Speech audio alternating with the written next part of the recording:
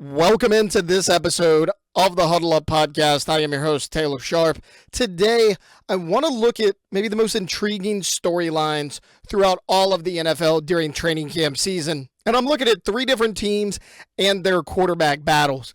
We're going to start up in Cleveland, the mistake by the lake, as you know it as, because, well, it's another offseason and more uncertainty around the Cleveland Browns and the quarterback position. So, you have Joe Flacco, the 41-year-old, the guy who has really provided a lot of stability to a lot of franchises over the years, and maybe he can do the same thing with the Cleveland Browns. You bring in Kenny Pickett, who started 2 years for the Pittsburgh Steelers, and, he wasn't a world beater, but if you go back and look, Kenny Pickett has a winning record as a starting quarterback in the NFL. Now, obviously, it was Jalen Hurts' backup a year ago in Philly. Now he comes in and he's competing with Joe Flacco over the starting lineup, or so a lot of people may think. Remember, in the NFL draft, the Cleveland Browns drafted two rookie quarterbacks. In the third round, they took Dillon Gabriel out of Oregon, and in the fifth round, Shedeur Sanders out of Colorado. Right now, the pecking order is kind of clear. Right now, it appears to be Flacco, Pickett, Gabriel, Shedeur Sanders, kind of a distant fourth right now. He's the only quarterback that has not taken first team reps out there in Cleveland. My question is, though, not who's going to win the starting quarterback job, because I think it's going to be one of the veterans. Like Dillon Gabriel, by all accounts, he's balling at training camp. He's doing a really good job. I think he would have to do a heck of a lot in the rest of camp and in preseason to earn the starting job, at least in week one. So my question is, which quarterback gets left out? You're not going to keep four quarterbacks on your active roster in week one. So you have Flacco and Pickett, and then you have Shedeur Sanders and Dillon Gabriel.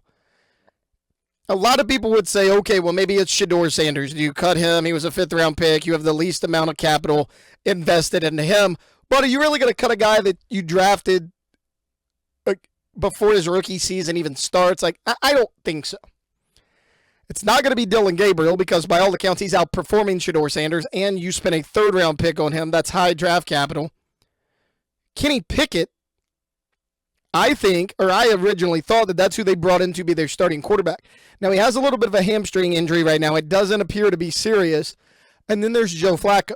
So a lot of people have looked at it and said, hey, is it Shedeur Sanders? He's the young guy. He's the fifth-round pick. Is that the one you're going to cut? I kind of think it's Joe Flacco because Kenny Pickett's looked really good in practice. He had his best days the past 2 or 3 days before that hamstring injury.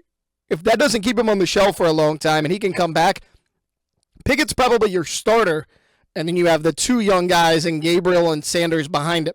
I don't think it makes a lot of sense to keep Flacco and Pickett and then Gabriel with Sanders cut or Sanders with Gabriel cut, however way you want to slice it. I think both of those guys make the team. It's weird to say that I think the starting quarterback battle is between Pickett and Flacco, and I think whoever loses that battle is going to wind up getting cut. I think Gabriel and Sanders are safe, at least for this season. That's just something interesting I'm keeping an eye on with the Cleveland Browns, maybe the pecking order of the quarterback reps throughout camp and which quarterback ultimately does not make that team. I also want to look at the Indianapolis Colts. You have Anthony Richardson there, who they spent a top 5 pick on. I thought that was a terrible pick. I didn't think Anthony Richardson was very good at Florida. I understand you drafted him for potential. I don't think you can draft for potential in the fourth round, in the fourth overall. I think you draft for potential in the fourth round, in the fifth round. You can't spend a top 5 pick on someone because you like their potential. You have to get somebody that can come in and play right away. That was never going to be Anthony Richardson.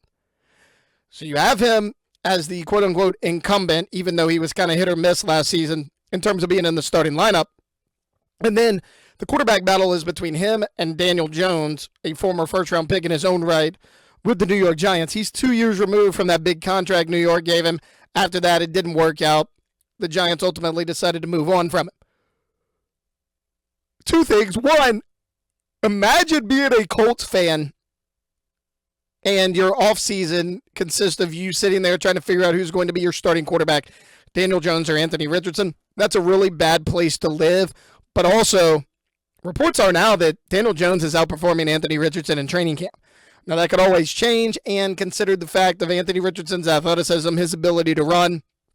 If both quarterbacks are shaky in the passing game, you're probably going with the more athletic guy that can at least give you something on the ground to pair like maybe a 1-2 punch with a Jonathan Taylor. I don't know who it's going to be. Word is right now, though, that Daniel Jones may even have a slight edge on Anthony Richardson. You've heard the talks about Daniel Jones around this league. That is a big black eye on Anthony Richardson's resume if he can't even beat out Daniel Jones for the starting quarterback spot. That's what I'm keeping an eye on. Not because I'm like, hey, this is a sleeper team. One, I just want to see who sucks less between Daniel Jones and Anthony Richardson. Now, the final team I'm keeping an eye on, they've already named their starting quarterback. It's the New York Giants. They said Russell Wilson is going to be our starter, but I'm not sure how long that lasts. Remember, they brought in Russell Wilson and Jameis Winston, and then they traded back up into the first round to draft Ole Miss rookie quarterback Jackson Dart, who a lot of people are clamoring to be inserted into that starting lineup.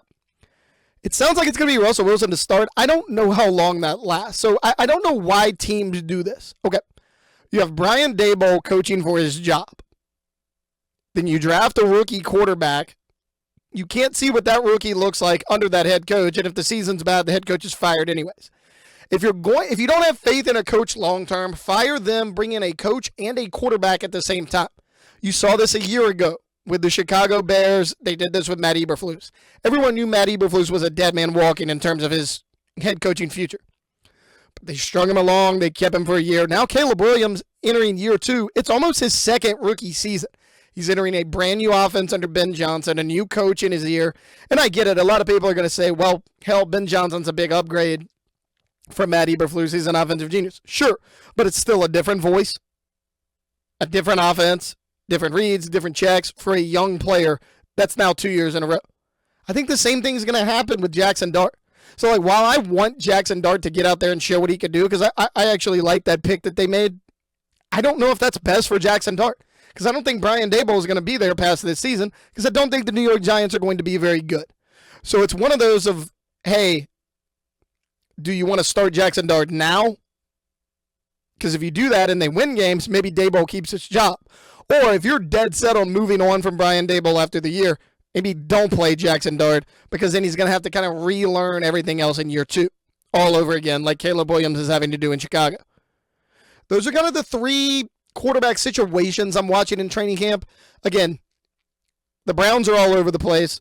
The Colts have 2 options, neither of which are very good. And the Giants have already named Russell Wilson as their starter, but if they were truly comfortable with that, I don't know if they'd have spent a first-round pick on Jackson Dart. We'll see how long that lasts, what his future in New York looks like, and what the future of Brian Daboll looks like as well. Just maybe 3 things to keep an eye on surrounding the quarterback position here during NFL training camp. All right, that's going to do it for this episode of the Huddle Up Podcast. Next time, we're going to continue to break down more training camp. We'll dive into all the position groups. If you like what you saw, please like, subscribe, comment. Love to interact with everyone. And we'll see you next time on the Huddle Up Podcast.